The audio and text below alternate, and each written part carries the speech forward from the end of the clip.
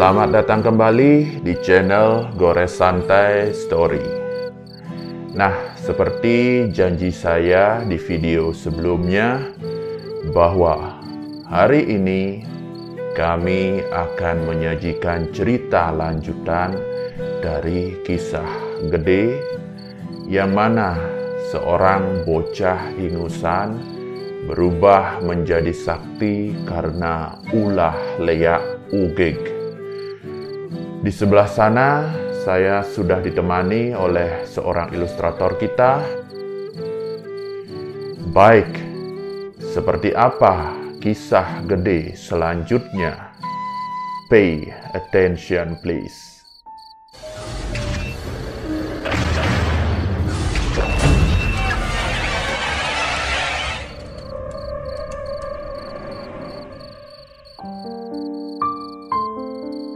Ketika Gede sudah berhasil menguasai ajaran Kandepat dan Gede sudah bisa mengobati penyakit aneh ibunya, sedikit demi sedikit kenyamanan keluarga Gede membaik.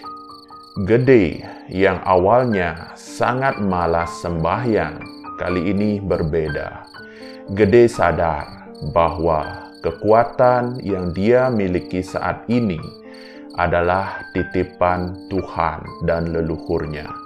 Maka dari itu, untuk mencarger kekuatan tersebut, Gede harus sembahyang memuja Tuhan dan leluhurnya.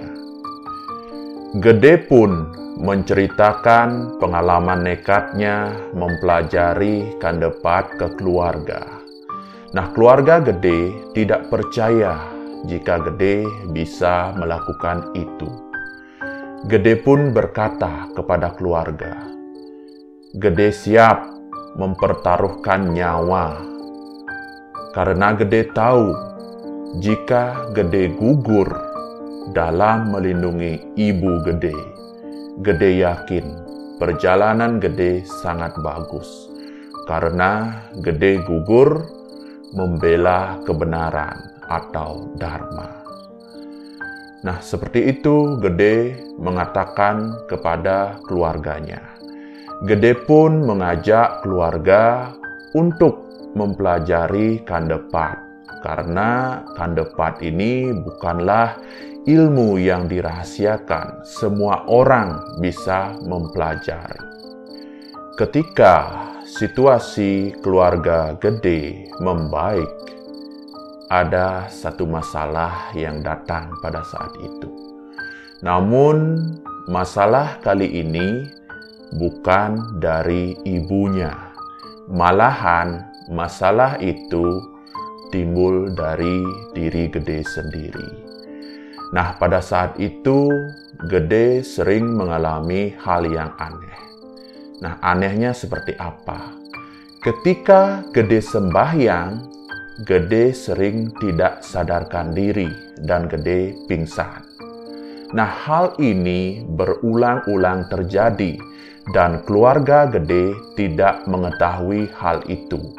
Karena ketika Gede sembahyang, Gede tidak mau diganggu, apalagi ditemani, dia tidak mau.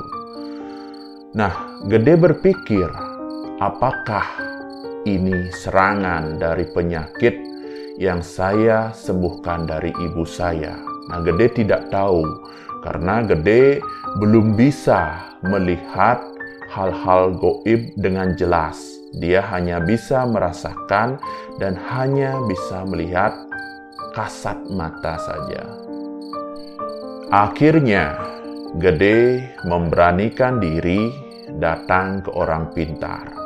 Namun kali ini orang pintar yang berbeda dari sebelumnya. Nah, di orang pintar, Gede menceritakan masalah yang dia alami. Nah, Gede mengatakan, ketika saya sembahyang, saya sering tidak sadarkan diri dan tiba-tiba pingsan.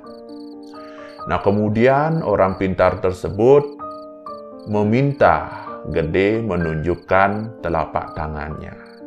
Nah, Gede pun menunjukkan telapak tangan dan dipegang oleh orang pintar tersebut.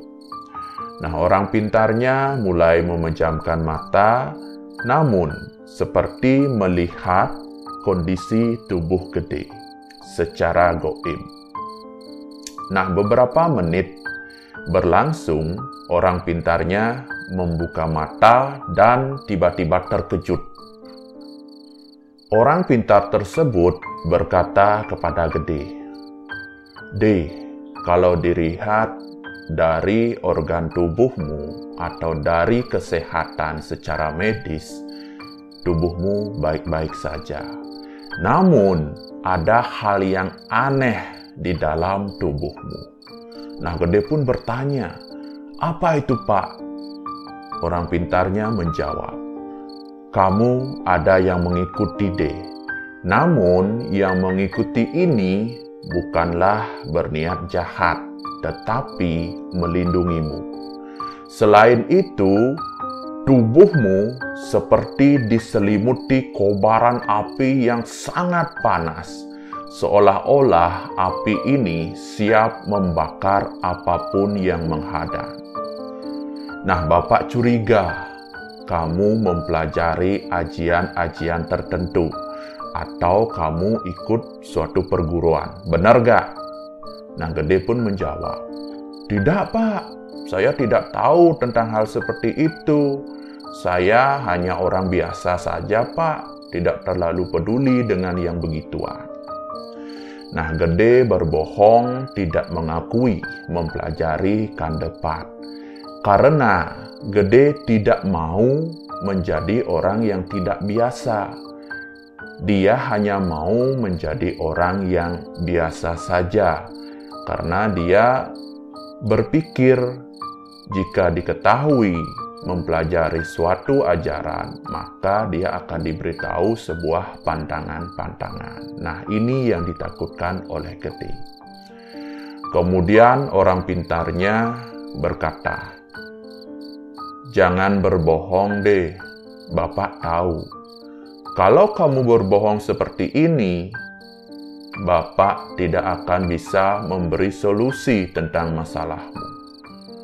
Hanya orang yang mempelajari dengan tekun atau orang yang memiliki kemampuan lebih dalam hal astral atau supranatural bisa seperti tubuhmu saat ini. Jangan bohong sama Bapak." Nah, Gede pun jujur kepada orang pintar tersebut. Gede mengakui bahwa dirinya mempelajari suatu ajaran. Nah, Gede pun berkata, "Memang tepat yang Bapak katakan. Saya mohon maaf, saya berbohong sama Bapak. Nah, saya tidak mau menjadi orang yang tidak biasa. Saya hanya ingin menjadi pemuda biasa saja. Karena saya masih pengen bergaul. Saya masih suka minum minuman keras dan lain-lain. Saya tidak mau jika pergaulan saya dibatasi karena pantangan-pantangan yang harus saya ikuti. Maka dari itu, saya hanya ingin menjadi orang biasa-biasa saja. Jadi, saya mempelajari ajaran kandepat. Nah, saya lakukan ini karena saya ingin menyembuhkan ibu saya yang sakit, disakiti oleh Lea Ubik. Nah, ibu saya sering memimpikan saya bahwa saya yang akan menyembuhkan beliau. Maka dari itu, saya mempelajari ajaran ini, Pak." Kemudian orang pintarnya bertanya, "Di mana kamu belajar, De?" Nah, Gede pun menjawab, "Saya sempat datang ke orang pintar waktu itu, Pak. Saya menceritakan tentang penyakit yang dialami ibu saya.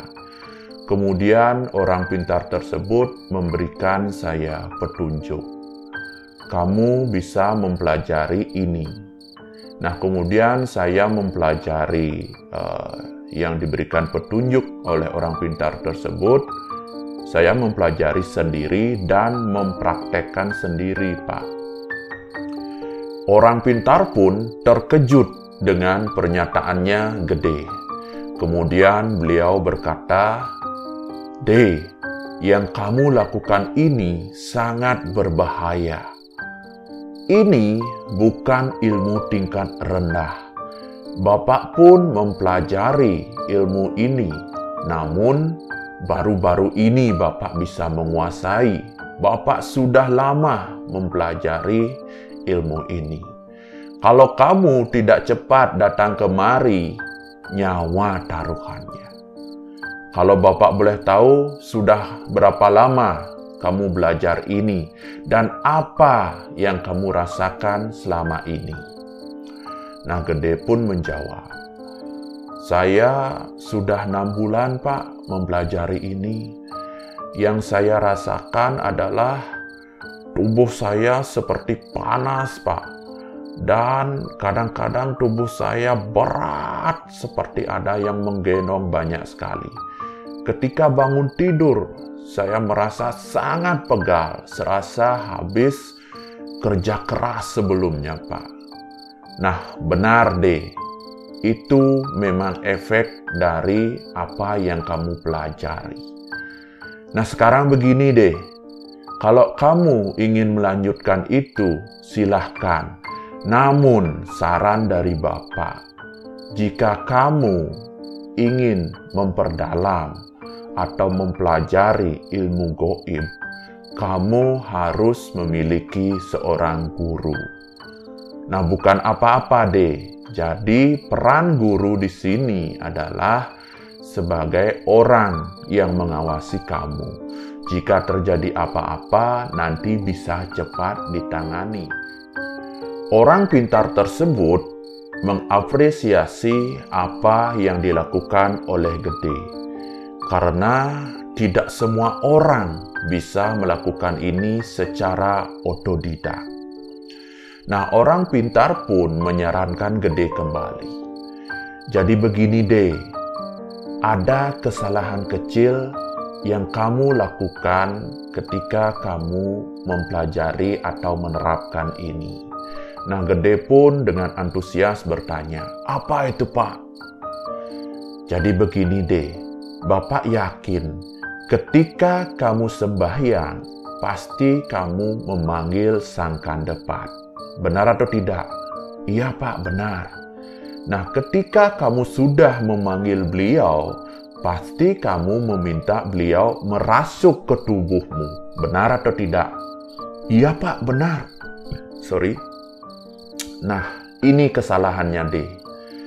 Jadi, ketika kamu tidak terlalu membutuhkan bantuan beliau, kamu jangan meminta beliau merasuk ke tubuhmu, tapi kamu minta beliau menemanimu. Jika terus-menerus kamu meminta beliau merasuk ke tubuhmu, nah ini yang menyebabkan tubuhmu terasa berat, karena kamu harus menggendong 4 saudaramu kemana-mana. Nah, ini penyebabnya deh. Dan ada satu kesalahan kecil lagi. Ketika kamu sudah merasuk kandepat, kamu lupa mengembalikan beliau atau menyetanakan beliau. Nah, ini yang menyebabkan beliau selalu menggendong di tubuhmu. Ini yang membuat kamu pegal-pegal ketika bangun tidur. Nah, dan ada lagi satu deh. Selain kandepat, ada sosok lagi satu yang bersamamu. Kayaknya sosok ini memang lahir bersamamu. Bapak tidak tahu sosoknya seperti apa, tapi Bapak yakin ada satu sosok lagi yang bersamamu. Nanti kita tanyakan di teman Bapak yang lebih tahu. Nah, Gede pun menjawab, "Oh, seperti itu ya, Pak. Mohon maaf, Pak. Saya nggak tahu. Soalnya saya belajarnya otodidak dan sedikit abal-abal, Pak. Maafkan saya, Pak. Dan terima kasih atas pencerahannya." Gede pun mempraktekkan apa yang diberitahu oleh orang pintar tersebut. Alhasil benar, ketika sembahyang Gede tidak pingsan lagi. Nah, satu masalah kelar, namun ada masalah lain yang datang. Kali ini masalah itu datang ke ibunya Gede. Nah, pada saat itu Gede melihat sang ibu tiba-tiba pincang. Nah, Gede pun memanggil ibunya, "Bu, coba sini dulu." Nah, Gede melihat kaki ibunya dan melihat tanda-tanda di tubuh ibunya. Dan benar, ternyata ibunya kena leak lagi. Nah, kemudian Gede melakukan ritual meminta izin ke Tuhan dan ke leluhurnya bahwa Gede ingin menyembuhkan ibunya. Nah, kemudian dia mendatangi ibunya dan kali ini yang dipegang adalah telapak tangan ibunya. Ketika Gede memegang telapak tangan ibunya dan kaki yang sakit, tiba-tiba sang ibu sontak berteriak kesurupan, "Panas, panas, terbakar, saya terbakar." Nah, Gede pun menginterogasi penyakitnya kembali. "Siapa kamu? Kenapa kamu berani-beraninya menyakiti ibu saya?" Seperti biasa, penyakitnya tidak mau menjawab. Nah, Gede melakukan itu lagi, dipegang kaki ibunya berteriak, "Panas, panas, ampun, ampun, maafkan saya." Nah, akhirnya penyakitnya berbicara. "Saya adalah orang yang dibayar oleh pamanmu untuk menyakiti ibumu." Nah, Gede pun kesal dengan pernyataan itu. "Kenapa kamu mau dibayar untuk berbuat jahat? Maafkan saya butuh uang. Tapi tidak begini caranya, ini perbuatan salah, perbuatan jahat. Kalau misalnya saya bunuh kamu di sini, apa yang akan kamu lakukan?" Nah, diamlah penyakit tersebut. Akhirnya Gede mempercepat proses tersebut. Gede berkata, "Keluar kamu sekarang dari tubuh ibu saya. Jangan berani-berani kembali lagi ke sini." "Iya, saya akan keluar dari tubuh ibumu. Maafkan saya, seperti itu. Nah, Gede pun mempercepat prosesnya seperti biasa, diurut punggung ibunya dan berkata, "Huh!" Sontak ibu Gede muntah. Nah, Gede tidak habis pikir. Orang yang kemarin menyakiti ibunya bisa-bisanya menyewa orang lain untuk menyakiti. Karena kemarin kan sudah ada perjanjian antara Gede dan pamannya yang menyakiti ibu sebelumnya. Jadi perjanjiannya bahwa pamannya ini tidak boleh lagi menyakiti ibunya dan tidak boleh mengirim penyakit ke pekarangan rumah Gede. Namun pamannya pintar. Dia menyewa orang lain untuk menyakiti ibunya Gede. Nah, pada saat itu kalau tidak salah di ceritanya Gede itu sampai 4 kali pamannya ini menyewa orang untuk menyakiti Gede. Betapa kejamnya pamannya Gede ini. Bisa kalian bayangkan seperti apa? Namun, atas seizin Tuhan dan leluhur beserta apa yang dipelajari oleh Gede, semua hal itu bisa ditangani dengan mudah. Beberapa hari kemudian, orang pintar yang kemarin memberitahu Gede bahwa apakah Gede mau ikut dengan Bapak menemui teman Bapak yang bisa melihat secara keseluruhan tentang tubuh Gede. Nah, Gede pun mau diajak oleh orang pintar tersebut. Akhirnya mereka berangkat ke tempat temannya orang pintar tersebut. Nah, dalam perjalanan, Gede dan orang pintar ini bertemu dengan 2 orang. yang pertama adalah ahli dalam bidang melihat organ dalam. Apakah tubuhnya Gede ada yang rusak atau tidak, efek dari mempelajari ilmu ini. Dan yang kedua adalah ahli dalam bidang mediasi. Jadi nanti energi yang dimiliki Gede itu bisa dimediasikan dan Gede bisa berkomunikasi dengan energi yang dia miliki. Sampailah Gede di orang pintar yang pertama. Nah, pada saat itu dia dicek, kemudian orang pintar ini berkata, kalau dilihat dari organ dalam tubuhnya Gede, tidak ada masalah sama sekali. Semua sangat sehat. Namun, anak ini tubuhnya sangat panas sekali, seperti api yang siap melahap segala yang menghadang. Dan lagi satu, anak ini ada yang menemani. Anak ini memiliki khodam yang menemani dia sejak lahir. Sekarang pun sosok itu ada di belakang anak ini. Nah, begitu hasil yang didapatkan di orang pintar yang pertama. Kemudian Gede melanjutkan perjalanan ke orang pintar yang kedua. Nah, sesampainya di rumah orang pintar yang kedua, Gede mengalami benturan energi yang sangat keras. Waktu itu tiba-tiba Gede mengalami kepanasan di bagian punak dan terasa berat sekali. Gede waktu itu pengen muntah, namun tidak enak dengan orang-orang yang ada di sana. Kemudian tiba-tiba tubuh Gede mengeluarkan hawa yang sangat panas, sehingga menyebabkan orang-orang yang ada di sana tidak mau dekat dengan Gede karena merasakan panas yang tidak biasa.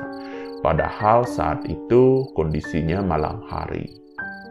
Nah, kemudian Gede dipanggil oleh orang pintar yang kedua.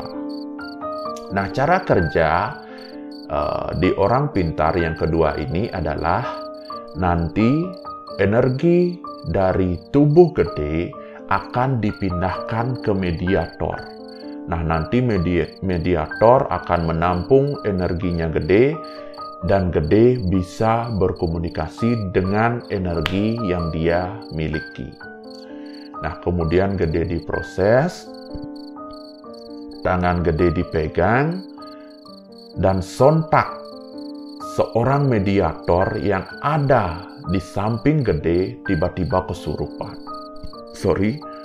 Tiba-tiba kesurupan dan ketawa.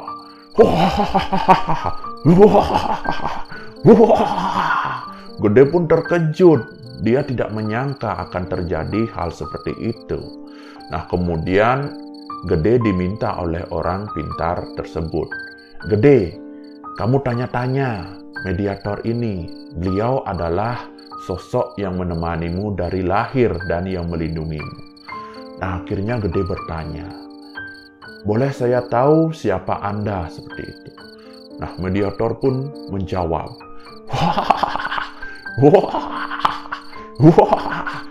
Niro, Ratu Gede. Niro ngajak nyak cenik reneanang oling lekat. Ajin nak cenik reneanang. Niro ajak nak cenik reneanang. Niro Ratu Gede. Nah, jadi artinya adalah saya Ratu Gede, saya yang menemani anak ini dari lahir. Saya minta ajarkan anak ini dengan benar. Saya yang mendampinginya. Nah, seperti itu sang mediator berkata. Nah, kemudian Gede bertanya lagi, kenapa saya tidak pernah melihat sosok Anda? Dalam mimpi pun saya tidak pernah melihat Anda. Sebenarnya saya sangat ingin berterima kasih dengan Anda. Saya yakin Anda yang menemani saya ketika saya menyembuhkan ibu saya. Sontak mediator itu ketawa lagi. Wah, benah tuh, benah. Niro ane marangan. Jadi artinya benar itu benar. Saya yang membantu kamu ketika menyembuhkan ibumu.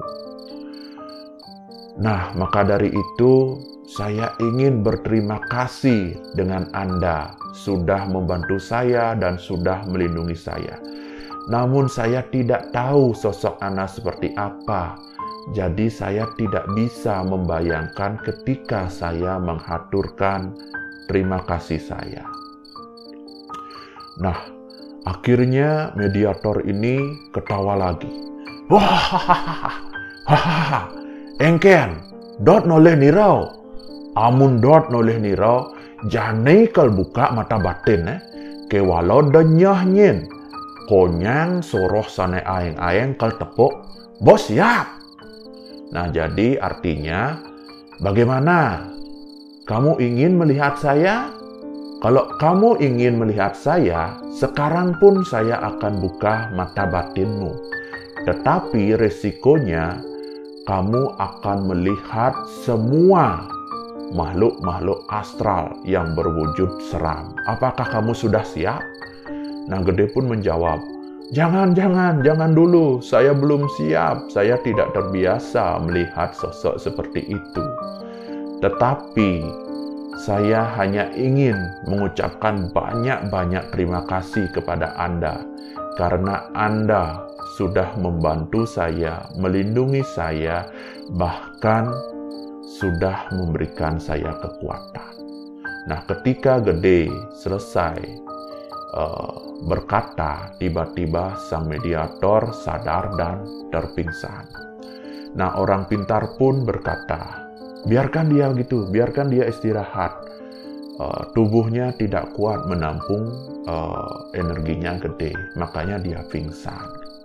Nah, akhirnya Gede diberitahu oleh orang pintar yang kedua, Gede, seperti yang dikatakan oleh Ratu Gede tadi yang menemani kamu. Kalau kamu mau belajar, kamu bisa belajar di sini. Tapi kalau kamu mau mendalami sendiri, silahkan. Tapi saran saya harus ada yang menemani, supaya ada yang menangani jika terjadi apa-apa dengan kamu. Dan ingat, kamu harus segera mewinten dan tidak boleh romon. Nah, seperti itu cerita lengkapnya Gede. Kami mau memohon maaf jika kami ada salah-salah kata dan salah-salah perbuatan. Kami mohon maaf atas itu, dan kami selalu mengingatkan untuk teman-teman yang belum subscribe, silahkan di-subscribe, dan di sebelah tulisan subscribe ada lambang lonceng notifikasi. Jangan lupa loncengnya juga ditekan supaya kalian mendapatkan notifikasi jika kami mengupload video-video terbaru. Nah, akhir kata kami mau ucapkan terima kasih banyak kepada kalian semua karena masih sangat setia menonton cerita-cerita dari Gores Santai Story. Terima kasih.